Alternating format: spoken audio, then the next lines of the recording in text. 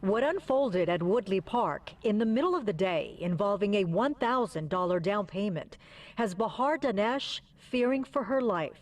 Our life is never going to be the same. Like day and night, I have to be watching who's trying to kill me. Court transcripts indicate Khosrow Garib, Bahar's ex-husband, allegedly hired a hitman. Luckily for Bahar, the hitman in reality was an undercover LAPD officer. This wasn't Tanya Harding break the ankle. Tracy Green, a Marcy's Law attorney representing Bahar, says there are audio and video recordings taken in a span of a month where Khosrow can be heard giving the hitman instructions. He said, I want you to break 100 bones in her body, from her feet to her hands, rearrange the face, break the spine, and then when the hitman on the phone said, what? Paralyze her? He said, no, the lower spine, and he went into detail about what bone or where you break in the spine, and you'd focus on the lower spine. I want her taken out for a couple of years. So the hitman says, I can't play God. What do? Do this for a half an hour, break all these bones, and then say, please don't die? I'm not God. He said, well, if she dies, it happens. I'm okay with that. And so it ultimately culminates, he explained, well, what's the price? Well, $15,000 for permanent damage, $20,000 to just take her out. Boom, boom, as he called it. The undercover LAPD officer learned the hit was supposed to take place right here at Bahar's office in Reseda. And she wasn't the only intended victim.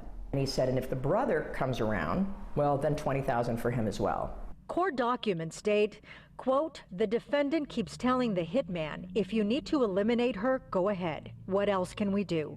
If the brother becomes a problem, you can eliminate him too.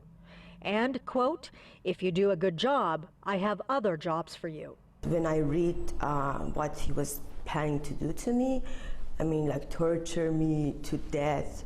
Bahar and Khosrow had been married for 8 years. Their divorce lasted much longer, 12 years. And it was when they had finally reached a settlement when the hitman was allegedly brought into the picture. After he paid the deposit in cash, then they arrested him. We contacted Khosrow for this story. His attorney declined to comment. Meanwhile, Bahar thought her nightmare was finally over with his arrest. But then the phone rang. And Bahar and I both got phone calls from the detectives saying, bad news. Yeah. You know what the situation is with the DA's office right now? They booked this as solicitation to commit assault. Solicitation to commit assault instead of solicitation to commit murder. A big difference when it comes to doing time in prison. We contacted LA County DA George Gascon's office for comment.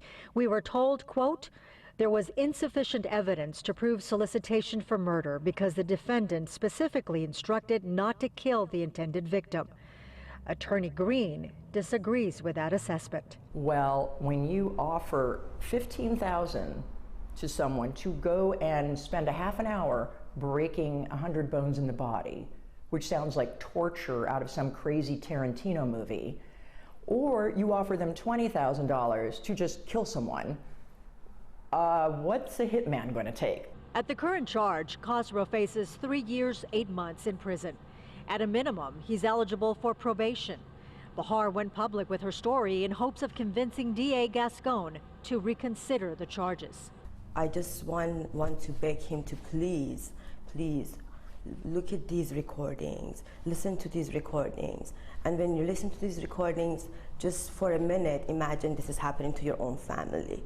Gina Silva, Fox 11 News.